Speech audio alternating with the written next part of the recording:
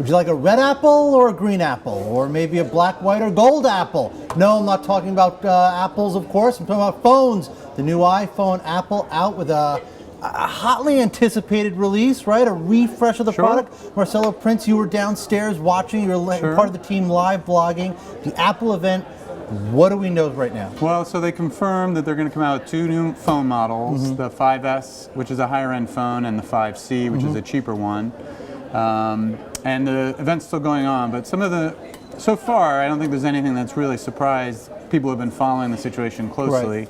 The cheaper phone's going to start at $99 with a contract, and $199 for more memory. Come in a variety of colors too, right? That's what you're referring to. Yeah, it's going to have a plastic outside, but essentially the inside is just the same thing as the iPhone 5. Yeah. So it has the guts of the 5, it has that A6 chip, and essentially the screen is the same as far as we can tell. Right. It does come with the new software that they announced in June, but basically think of it as the cheaper version or last year's model with new colors on the outside. So we have a product refresh. We have 2 new models, new operating system.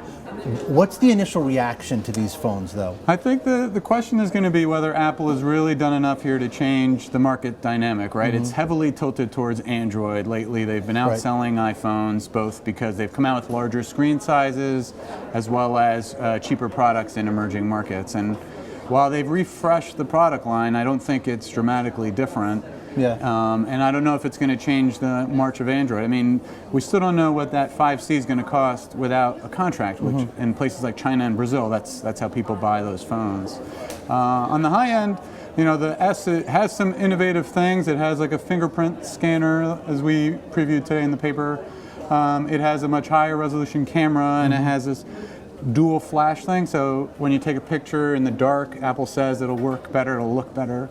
You can do slow-mo video, for example, but these are sort of small changes, not really dramatically changing the product. And that's the thing with Apple. You know, usually when Apple would release a new product, when they would upgrade it, it was, you know, blow the doors off, game changer. Oh my God, here's Apple again, taking things to the nth degree. Right. They're not doing that anymore. No, I think that has been the issue, you know, for the last 2 or 3 years, really, right? I mean, they found a phone that is going to, no doubt, sell well, right? They're going to sell a ton of these things next quarter. But is it really changing or leading the market? And I think that's an open question right now.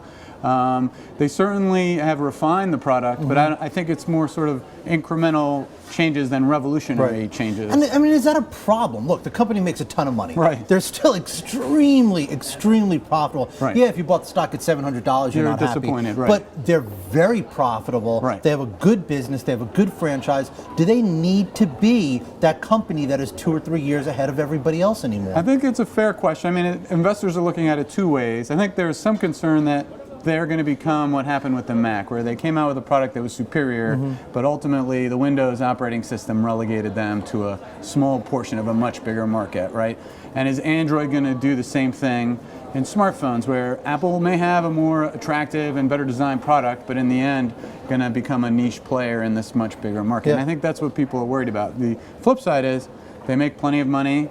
They are going to probably announce some kind of a bigger dividend or buyback. I mean, and the stock has come down from 700 to 500. So I think that's a lot of that is baked into where the stock has been trading. Yeah. All right, Marcelo Prince, I'm gonna let you get back to it. September 20th, the new phones go on sale. So if you can't wait, well, you have to wait. But only another 10 days. Marcelo, thanks a lot.